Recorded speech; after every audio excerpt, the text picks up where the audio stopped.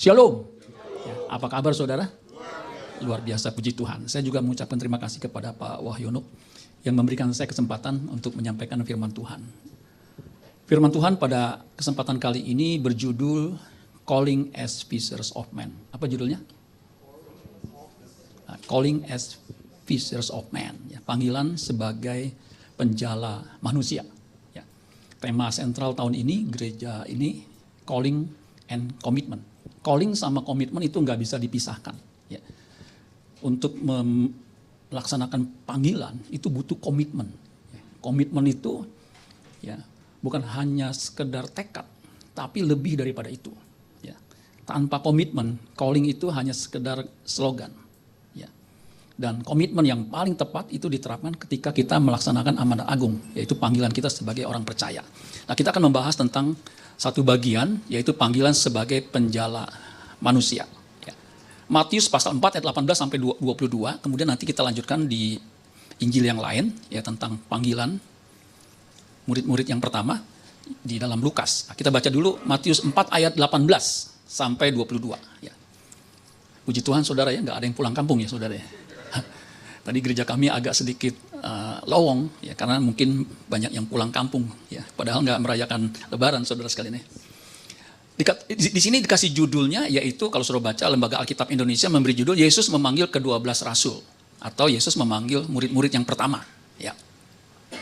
Dikatakan begini saudara di ayat 11, ayat 18 ya. Saya akan bacakan. Dan ketika Yesus sedang berjalan menyusur danau Galilea, danau apa? Galilea. Ini danau agak unik. Namanya bukan hanya danau Galilea karena letaknya di Galilea, tetapi disebut juga danau Genesaret. Ya. Atau danau Tiberias. Ya. Danau Tiberias ini nama sesuai kota yang dekat danau itu, yaitu Tiberias. Ya. Nama Tiberias itu dari Tiberius, kaisar yang sebagai penghargaan terhadap kaisar dikasih nama kota itu Tiberius. Nah, danaunya Tiberias. Jadi danau Galilea, danau Genesaret sama danau Tiberias ini sasamiwon. Sama saja samimawon. Ya. Gitu saudara ya. Kalau orang kuno manggilnya bukan danau, tadi itu 3 nama, tapi danau Kineret. Ya. Jadi danau Kineret itu sama dengan danau Toba, saudara. Danau tadi itu jadi 4 nama. Ya. Ini luas sekali ya. 10 km kali 23 km. Ya. Jadi luasnya berapa saudara ya? 230 km persegi. Ya. Tapi kalah sama danau Toba. Ya. Saudara jangan sampai nggak pergi ke danau Toba. Ya. Kalau danau Galilea usahakan, tapi jangan lupa danau Toba, ya. Horas, saudara ya. Dikatakan, Yesus melihat 2 orang bersaudara, yaitu Simon yang disebut Petrus dan Andreas saudaranya. Mereka sedang menebarkan jala di danau. Kenapa menebarkan danau di danau? Sebab mereka penjala ikan. Ya. Makanya menebarkan jalanya di danau. Ya. Bukan menyebarkan paku, saudara ya. Yesus berkata kepada mereka, mari ikutlah aku. Nah ini panggilan, mari ikutlah aku dan kamu akan kujadikan penjala manusia. Mereka sebagai fishermen, ya, kemudian diubah menjadi fishers of men. Ya. Cuma di fishermen ketika dipenggal dikasih off itu jadi arti yang berbeda. Ya. Fisherman itu nelayan atau orang yang suka mancing. Ya. Tapi fishers of men itu penjala jiwa. Nah, jadi panggilan itu bisa mengubah orang, ya. Profesi bisa berubah, ya. Makanya saudara, kalau kita mungkin sebagai banker, sebagai pengusaha, ketika jadi Kristen, ya, panggilan saudara itu bukan hanya sebagai banker, tetapi sebagai penjala manusia. Itu mesti kita camkan, ya. Jadi jangan saudara berpikir menjangkau jiwa, mencari jiwa hanya tugas pendeta, enggak. Semua orang Kristen dipanggil untuk menjangkau jiwa. Nggak ada amin saudara nih.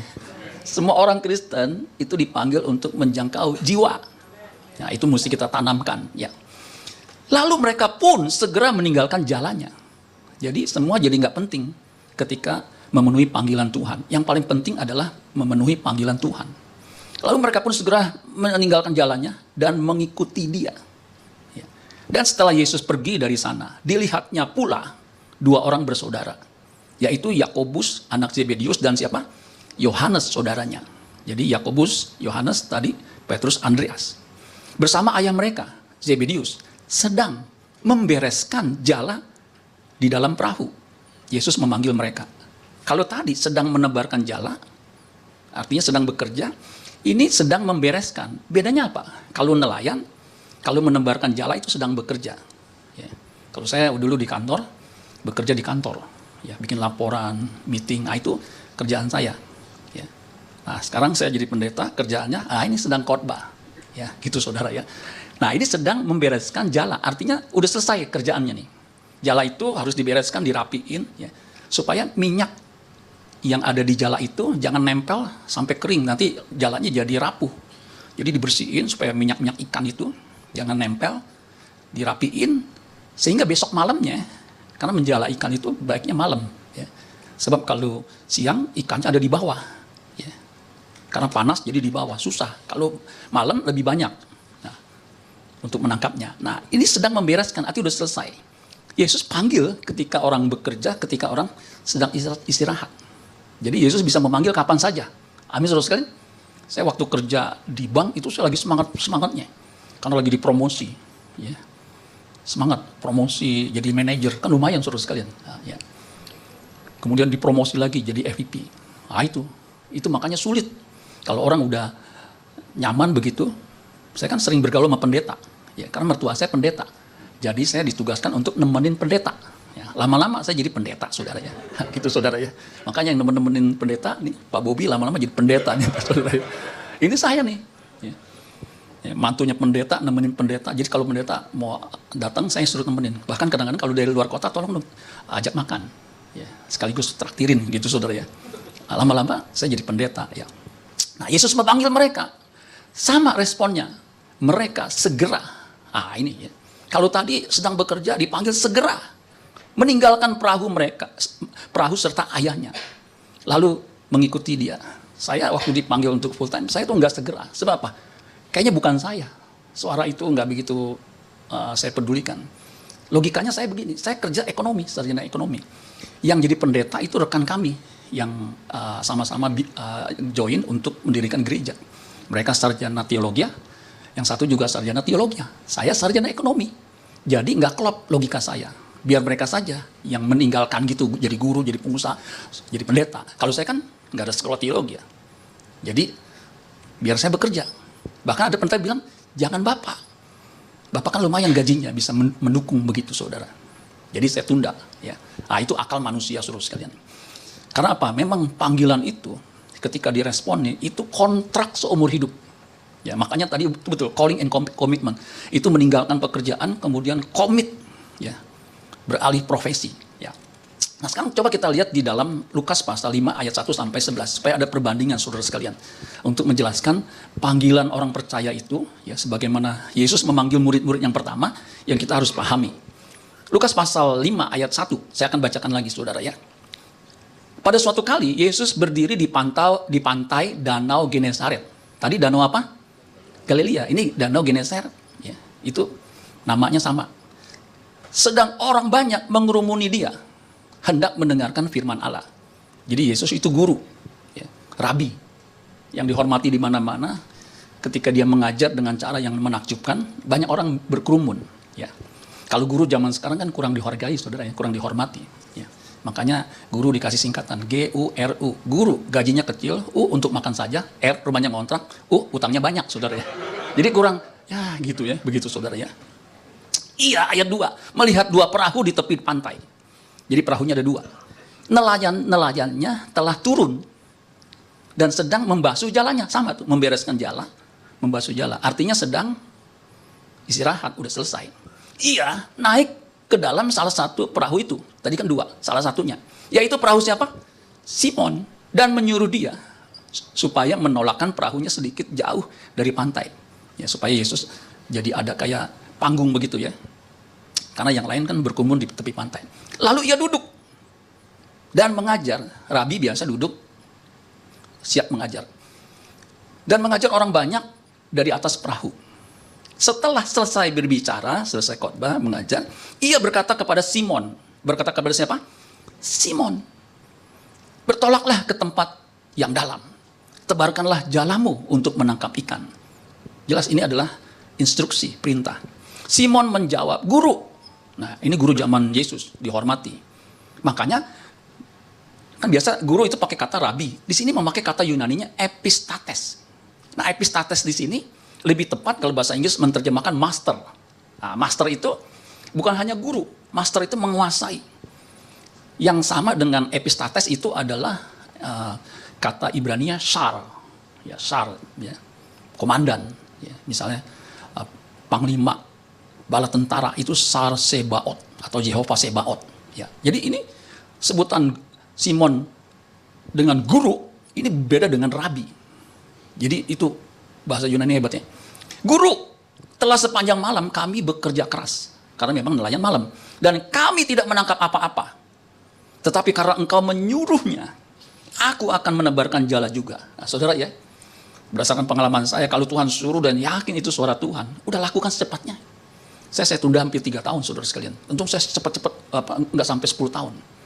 Saya baru tahu, saudara sekalian ya, kalau saya nggak ambil itu, saya kan kerja pagi-pagi pulang malam gitu sampai. Istirahat itu cuma 4 jam rata-rata. Ini istri saya saksinya. Ya. Jadi saya kerja begitu, karena memang kerjanya begitu, membuat saya semangat tanpa memperdulikan kesehatan, itu karena memang tuntutan. Ya, dikasih gaji lumayan, kasih bonus, kasih saham, dikasih future bonus. Jadi udah ada bonus, ada future bonus lagi. Ya, itu kan membuat kita begitu ya. Saya baru tahu itu kerja seperti itu, kurang istirahat, kurang tidur, makanan nggak bagus, itu bisa lever. Ya, saya pernah kena lever ya, kok nggak sembuh-sembuh ya, disuntik, dikasih obat apa begitu ya. Dan ternyata saudara sekalian kalau lever udah kena, ya, bukan hanya fatty liver, itu nggak bisa sembuh ya. Untung saya berhenti saudara sekalian ya. Karena ada teman saya yang memang kena lever dan akhirnya meninggal saudara sekalian. Nah jadi saudara ya, kalau Tuhan panggil ya secepatnya, amin saudara sekalian ya. Dan setelah mereka melakukannya, mereka menangkap sejumlah besar ikan tuh, karena engkau menyuruhnya aku menebarkan jala juga, taat nih. Dan setelah mereka melakukannya, mereka menangkap sejumlah besar ikan sehingga jala mereka mulai koyak. Jadi saking banyaknya jala itu mulai koyak, nggak mampu tuh udah mulai ini ya. Lalu mereka memberi isyarat kepada teman-temannya di perahu yang lain supaya mereka datang membantunya. Dan mereka itu datang, lalu mereka bersama-sama mengisi kedua perahu itu dengan ikan hingga hampir tenggelam. Ketika Simon Petrus melihat hal itu, jadi melihat luar biasa ya, berkatnya melimpah, ia tersungkur di depan Yesus yang disebut Master itu dan berkata, Tuhan.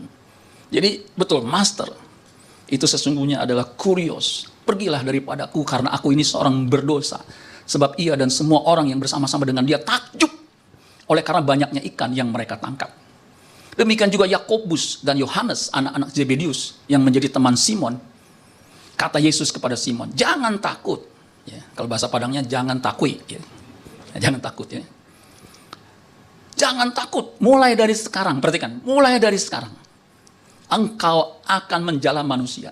Fishers of men. Dan sesudah mereka menghela perahu-perahunya, setelah mereka menghela perahu-perahunya ke darat, mereka pun, perhatikan, meninggalkan segala sesuatu untuk mengikut Yesus. Meninggalkan segala sesuatu itu komitmen. Ya, komitmen itu bukan hanya komat kamit, kemudian diem, bungkem, enggak. Ada action. Ya. Maka saudara lihat, tuh, sebagian besar kan nelayan.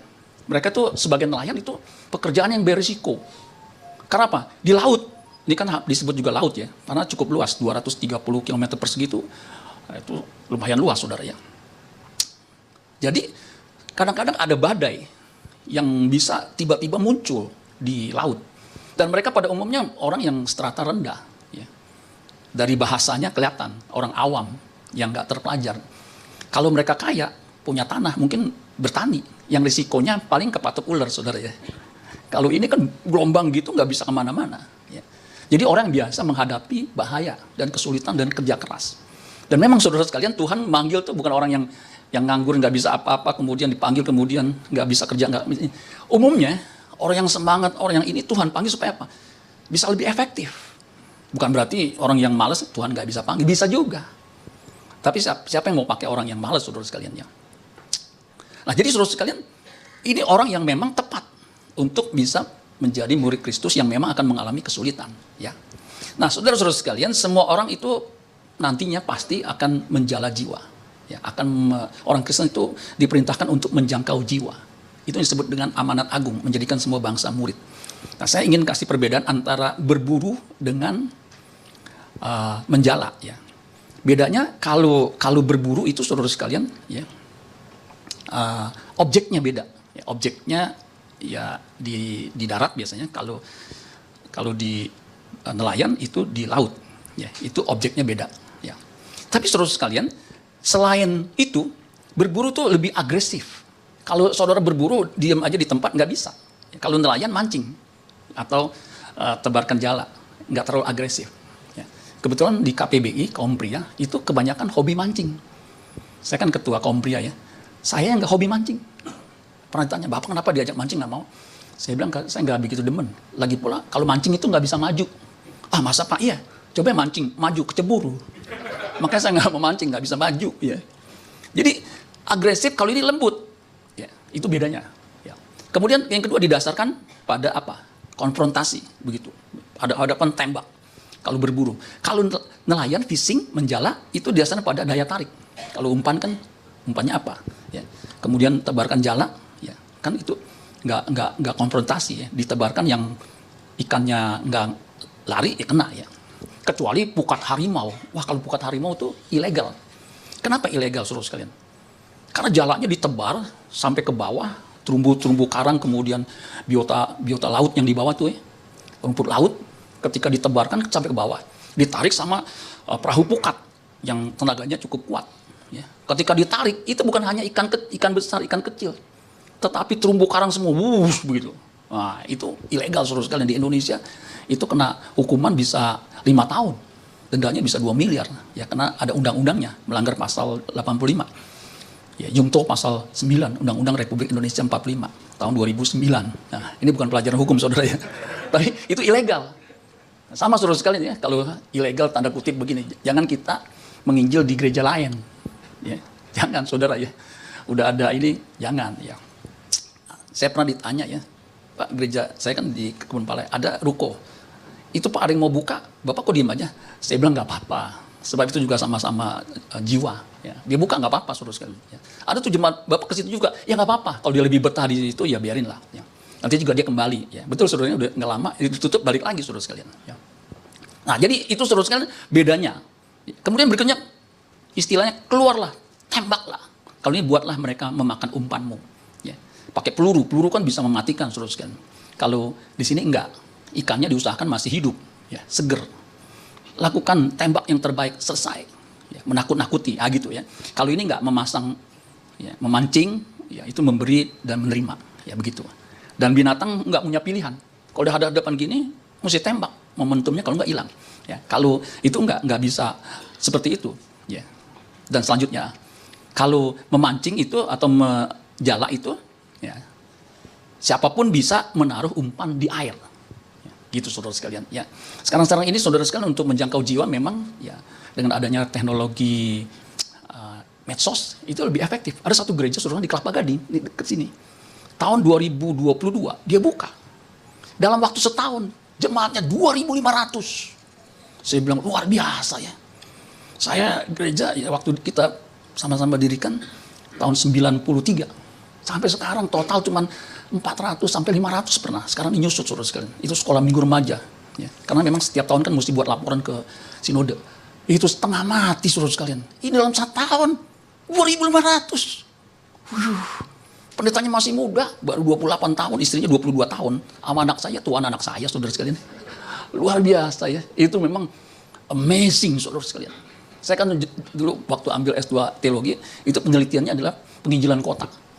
Memang menjangkau jiwa atau membesarkan sebuah gereja di kota itu beda sama di desa. Dan yang paling efektif adalah ketika gereja itu ada di mall. Kenapa? Ya, menurut pengamatan saya, kalau di mall itu parkirnya luas. Udah gitu nggak keganggu. Dan itu betul. Salah satu pernyataan Robert Schuller, gereja yang disebut Christ Cathedral di California. Saudara tahu ya California, dekat Kalimalang dikit. Wah itu gereja gede saudara sekalian, kristal. Ya. Dia bilang apa? Apa alasan atau apa rahasia pertumbuhan gerejamu? Robert Senior nih, Robert Schuller, sekarang kan Robert Juniornya. Dia bilang apa? Rahasia pertumbuhan gereja saya adalah parking space. Hah? Parking space? Artinya tempat parkir. Menurut dia, ya. ada benernya. Nah, gereja saya parkir, Pak Wahyono tahu tuh ya. Kalau masuk kayak goa gitu saudara ini. Sampai saya mikirin gimana nih kalau pendeta parkirnya. Udah ada pendetanya udah sering bolak-balik, nyasar. Sebab dia bilang, bagaimana masuknya tuh? Iya emang kecil, depan dagang begitu. Saya kan pendeta di situ. Parkir aja saudara sekalian. Tanya istri saya, aduh udah lawan arah. Untung gak ada jemaat yang lawan arah saya. Bapak tabrak, ya kagak saudara.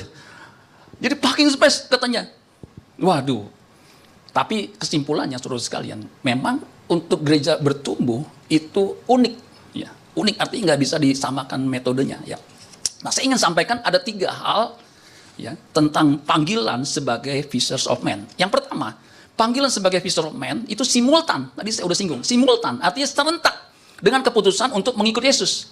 Jadi ketika kita mengikut Yesus, percaya Yesus sebagai Tuhan dan Juru Selamat, detik itu juga, tadi ada kata sekarang.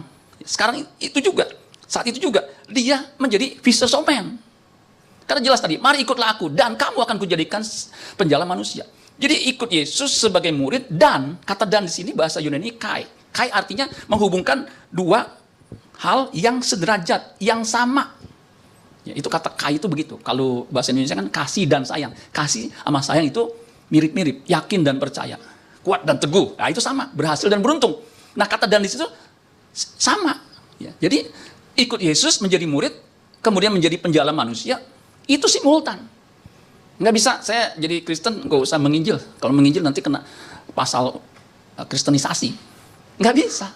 Yang menginjil kan nggak harus ya orang yang udah beragama kemudian kita injilin frontal begitu. Nah itu juga kurang bijaksana di negeri yang plural seperti ini. Jadi ikut Yesus menjadi penjala itu 2 hal yang sama-sama penting. Tugas sebagai penjala manusia, tugas semua orang percaya, bukan hanya penginjil. Memang ada yang diberi tugas yang namanya karunia penginjilan.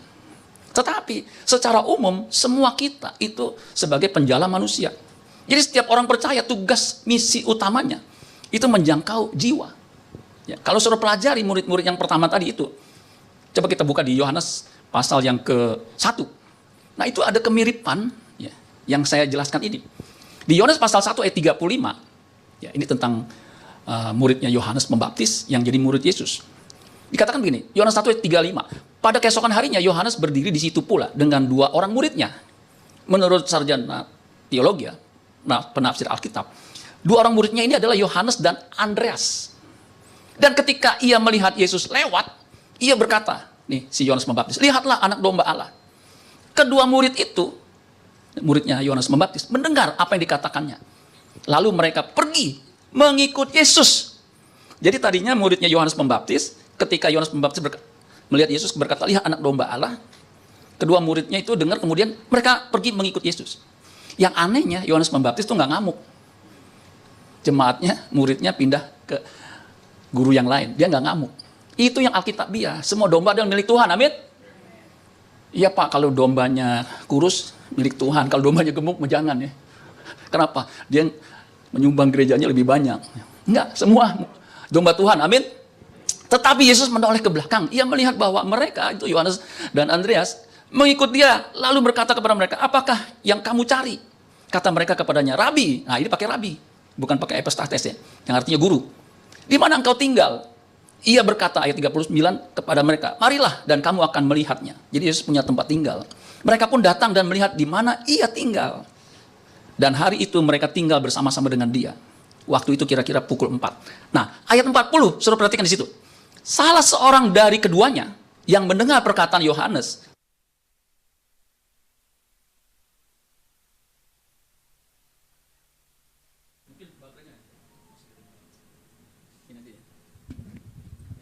adalah Andreas. Jadi kenapa yang disebut di sini Andreas? Karena ini kan Injil Yohanes. Ya, biasanya penulisnya di kamuflase. Tapi kita yakin ini Yohanes dan Andreas. Tapi yang disebut sini, ya, lalu mengikut Yesus adalah Andreas. Saudara siapa?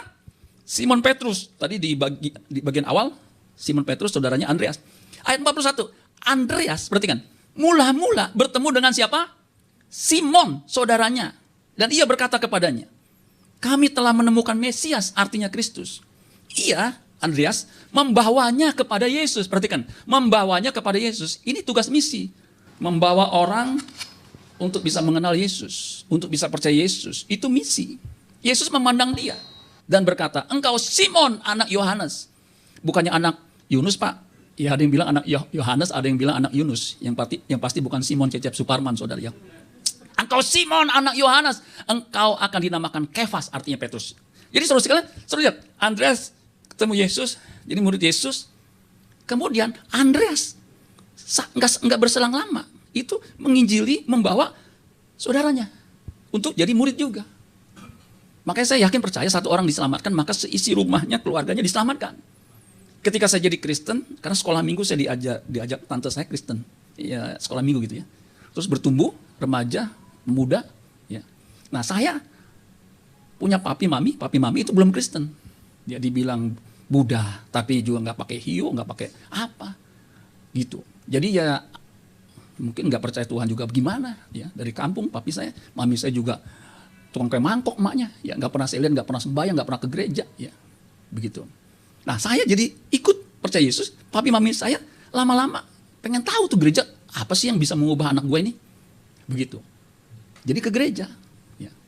Terus merambat terus sampai ke nenek-nenek, ya. Nah nenek saya udah tua saudara sekalian, ya.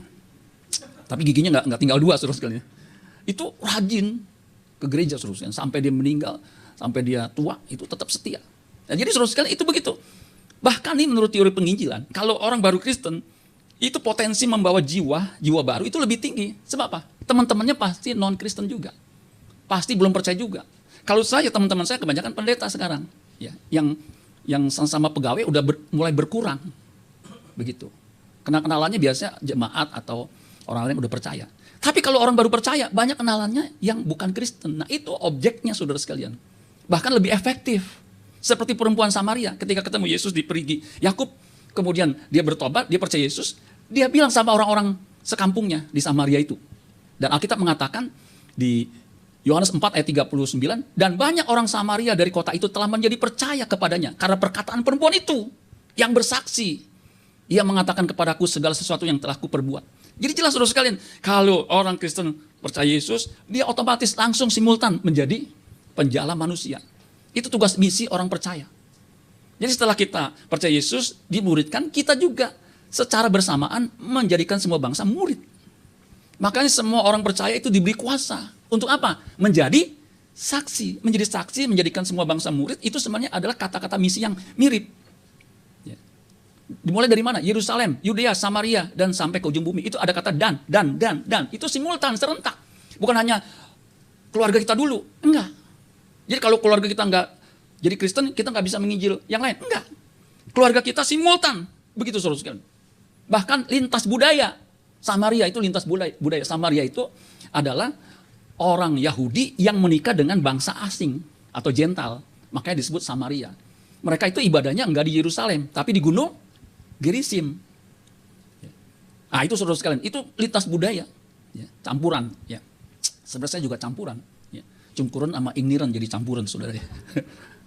Kalau istri saya nih, waktu tadi hujan kan Meli, ini nggak ada campuran ya saudara sekalian, Chinese ya. Nah saudara sekalian, jadi tugas misi itu simultan sebagai pengikut Kristus. Ya. Yang kedua, perintah menjadi penjala manusia perlu respon segera. Ya. Jadi perlu responnya segera. Jadi nggak boleh ditunda-tunda. Once kita terima Yesus, kita percaya Yesus, itu responnya segera. Jadi kalau ada kesempatan, jangan suruh, saya nggak sekolah teologi. Nggak perlu sekolah teologi ya. Ini murid Yesus, si Andreas itu kan nggak dimuridkan dulu. Belajar 3,5 tahun baru menginjil. Enggak, itu tugas khusus penginjil. Tapi kalau saudara udah percaya Yesus, itu segera. Kalau tadi kita lihat Matius 4 ayat yang ke-19, Yesus berkata kepada mereka, mari ikutlah aku, dan kamu akan kujadikan penjala manusia. Ayat 20, lalu mereka pun segera. ASAP. As soon as possible, immediately, segera. Mereka pun segera meninggalkan jalannya dan mengikuti dia. Otomatis meninggalkan jalan, mengikut dia, langsung, kan tadi simultan, ya, segera. Sama di ayat yang ke-21 bagian terakhir, Yakobus anak Zebedius dan Yohanes saudaranya bersama ayah mereka Zebedius sedang membereskan jala di perahu mereka. Yesus memanggil mereka dan segera meninggalkan, mereka segera meninggalkan perahu serta ayahnya. Jadi saudara jangan tunda-tunda. Ntar aja deh saya ngomong tentang Kristen sama saudara saya atau sama siapa begitu. Jangan. Karena orang bisa mati kapanpun. Ya. Kalau kita nggak segera kasih kesempatan untuk mendengar Injil. Ya. Karena begini saudara sekalian, menurut teori penginjilan, kita nggak tahu firman keberapa atau firman yang mana yang kita pernah sampaikan yang membuat orang itu bertobat, itu misteri, kita nggak tahu. Yang penting kita sampaikan saja. Yang membuat orang itu bertobat, itu Tuhan. Jadi setiap ada kesempatan, itu segera. Begitu saudara. Ya, karena kita nggak tahu orang itu kapan meninggalnya. Ini ada cerita saudara sekalian, ada orang hadir pada saat itu di KKR. Kemudian angkat tangan ketika direspon. Nah waktu di follow up, udah ke gereja belum? Mau percaya Yesus, mau dibimbing Mbak? Mau nggak? Nanti aja deh, habis akhir tahun. Kemudian yang asalnya ini kan memang diajarin tuh kalau udah respon, kalau bisa follow up-nya terus, continue. Ketika ditelepon, ya nanti kan saya bilang nanti awal tahun aja. Ini belum ke gereja nih, ya nanti. Begitu saudara. Kemudian saudara sekalian pas awal tahun, nah itu mesti agresifnya di situ tuh. Ya. Ngajak orang itu mesti cukup agresif. Ya, jangan putus asa. Ya. Seperti encim sama encim ya, ngajak encim-encim, encim-encim pasti temennya encim-encim. Enci-enci temennya enci-enci. Ya. Misalnya Cimehong, ya itu temennya enci-enci saudara ya. Ci, gereja yuk. Gua kagak bisa. Kenapa? Cucian. Ya, minggu depan deh. Ya, nggak janji. Gitu saudara ya. Biasanya kan gitu, alasan. Nggak janji. Datangin lagi. Yuci. Udah nyuci belum? Belum. Saya bantuin deh. Bantuin. Udah kelar. Ya, nggak ada. Gue belum dandan loh ini. Ya udah deh. Minggu depan ya. Datangin lagi. Makanya kalau menginjil, kalau menjala jiwa, itu mesti punya yang namanya roh atau spirit ngedablek. Iya. Jadi jangan, ya udahlah, Pak Sengki. Nggak usah, ajak lagi. Pas datang keempat kali, aduh kagak enak, udah dibantu nyuci, datang lebih awas segala macam. Ya dah, nah itu. Ketika dia dengar firman Tuhan, mungkin kali itu pas dengar, enak juga di gerejanya. Ada musik, ada yang main apa namanya nih? Saxophone ganteng lagi ya, ada langsung pipitnya. Waduh, siapa tahu, saudara kita nggak tahu. Tadi yang saya bilang, teori penginjilan kita nggak tahu, dia bisa bertobat. Nah anak muda yang tadi saudara sekalian, ketika ditelepon, diangkat, yang angkat bukannya dia. Yang angkat itu saudaranya, adiknya atau kakaknya, saya nggak tahu tuh ya. Halo, bisa bicara ini disebut namanya. Ya, baru semalam kecelakaan. Kepalanya terbentur trotoar, kemudian meninggal di tempat. Tuh saudara. Nah dia yang nunda-nunda, untungnya akhirnya gencar saudara sekalian. Ya. Jadi jangan sampai tunda-tunda. Kita bisa mati kapanpun. Pendeta bisa mati nggak? Jangan semangat begitu saudara ya. Bisa. Ya. Saya kan ikut persekutuan pendeta pakai Zoom. Kali itu yang bicara pendeta dokter. Dokter ahli jantung. Sebelum dia bicara tentang kesehatan jantung, seorang hamba Tuhan, itu dia tampilkan. Ini serem nih ya. Jadi ada 4 tayangan pendeta yang lagi khotbah begini, tiba-tiba jatuh begitu. Terus ada yang lagi jalan begini, jatuh. Ada yang lagi begini, mangap langsung jatuh. 4. Saya bilang maksudnya apa ya? Dia bilang, nah itulah hamba Tuhan yang kena stroke, langsung meninggal. Gitu saudara ya. Makanya saya olahraga N1, N2, N3, N3 sampai encok saudara-saudara.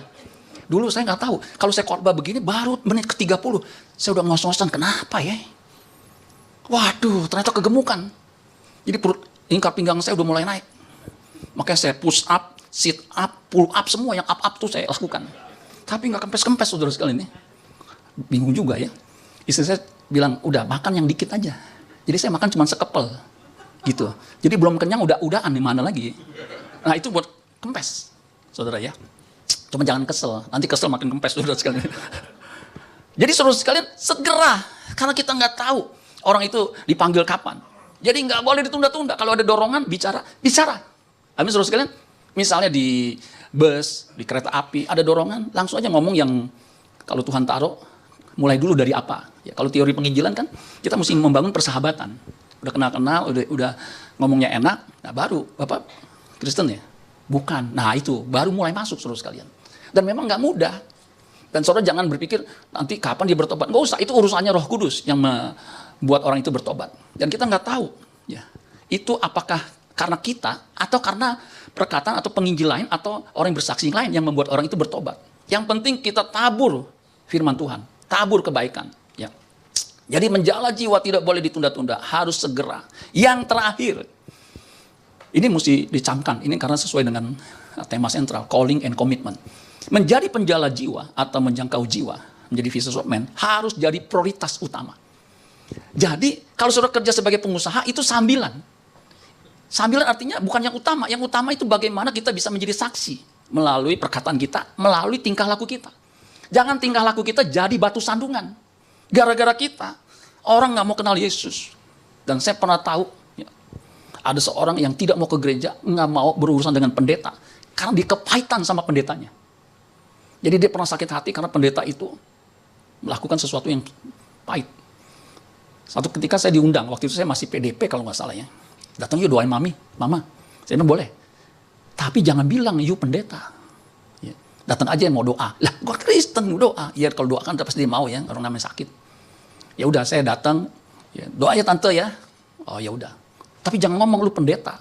Nanti dia ngamuk. Sebab apa? Dia kepahitan.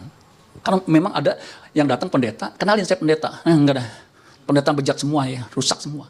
Nah, itu jadi batu sandungan saudara sekalian. Aduh. Yang aneh, sampai dia meninggal, dia kepahitan. Sampai diabetes saudara sekalian. Sampai meninggal. Nah, itu jadi batu sandungan saudara sekalian. Ya memang nggak disalahkan juga ya sepenuhnya kepada pendeta ya. Tetapi jangan sampai kita menjadi batu sandungan. Karena itu tugas prioritas utama. Menjaga sikap dan perilaku kita. Coba saudara baca di Lukas pasal 5 ayat 10. Demikian juga Yakobus dan Yohanes serta anak-anak Zebedius yang menjadi teman Simon. Kata Yesus kepada Simon, jangan takut, mulai dari sekarang engkau akan menjala manusia. Dan sesudah mereka menghela perahu-perahunya ke darat, mereka pun meninggalkan segala sesuatu.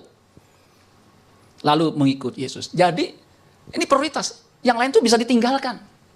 Artinya ini bukan hanya penting tapi urgent. Jadi prioritas utama, top priority. Yang lain tuh boleh ada, boleh nggak ada. Ya. Di ayat 6, guru telah sepanjang malam kami bekerja keras, Lukas 5 tadi ayat 10. Dan kami tidak menangkap apa-apa, tetapi karena engkau menyuruhnya, aku akan menebarkan jala juga. Ini perintah Tuhan. Amanat loh. Jadi harus dikerjakan. Ya. Mungkin ketika kita ingin menjangkau jiwa, makan waktu. Saya ingat almarhum mertua saya, yang tadi itu pendeta ya. Suaminya, untuk bisa jadi Kristen, itu butuh waktu 37 tahun. 37 tahun. Itu pun setelah rumahnya dijadiin gereja. Jadi mau nggak mau datang ke gereja, saudara. Kan di rumah. Ya. Tuh saudaranya. 37 tahun. Waduh, sampai jadi Kristen. Bahkan kalau berdoa, nih, itu dia kan yang pendeta kan istrinya, ibu ya. Itu ibunya yang ngomong sih. Dia doanya lebih lama dari pendeta, saudara sekalian. Luar biasa, saudara. Jadi, itu mesti jadi prioritas. Apapun yang terjadi, begitu terus. Jadi kenali kolam misi saudara ya. Apakah ini Yerusalem saudara, ya? Apakah Yudea, apakah Samaria saudara. Itu kenali. Dan itu jadi top prioritas untuk kita bisa menjangkau jiwa. Jadi mulai dari yang dekat dulu, keluarga. Yang kita bisa kenal, teman-teman. Begitu ya. Biasanya simpel begini saudara sekalian. Kalau saudara ngomongnya mungkin AAU, ajak aja ke gereja gue yuk gitu. Ini ada Natal nih, nah gunakan momen itu, datang yuk. Ya, ada Natal, biasanya kan Natal acaranya lebih meriah begitu. Atau Paskah biasanya ada telur. Nah itu saudara ya, telur di tempat gue mah telur asin. Asin dong, iya namanya telur asin, datang. Tuh saudara. Dulu di gereja kami, waktu Paskah telurnya bukan telur ayam biasa, bukan telur asin, tapi telur puyuh. Saudara nggak percaya ya? Karena gereja waktu itu kecil. Jadi telurnya juga kecil. Waktu perayaan, acara, nyari telur. Saya bilang gereja kecil gini nyari telur gimana? Tenang Pak. Betul saudara, saya saksiin. Seru juga loh. Telur puyuh, diumpetin di mic di mana gitu saudara. Kemudian, ayo cari mulai sekarang. Dia cari tuh, di bangku di ini saudara. Bukan jadi meriah ya. Telur diumpetin sampai di mana-mana, nggak tahu deh saudara. Makanya kalau kepepet ya saudara sekalian, pinter aja tuh telur puyuh. Kalau telur bebek ya diumpetin di mana saudara sekalian. Ya. Jadi saudara sekalian gunakan momentum untuk apa? Bawa jiwa. Amin saudara sekalian. Karena saya percaya kalau kita jadikan menjala jiwa itu, menjangkau jiwa itu sebagai top priority, Tuhan pasti sertai. Dan kalau Tuhan kehendaki orang itu bertobat, dia pasti bertobat. Amin buat firman Tuhan. Tepuk tangan buat Tuhan Yesus.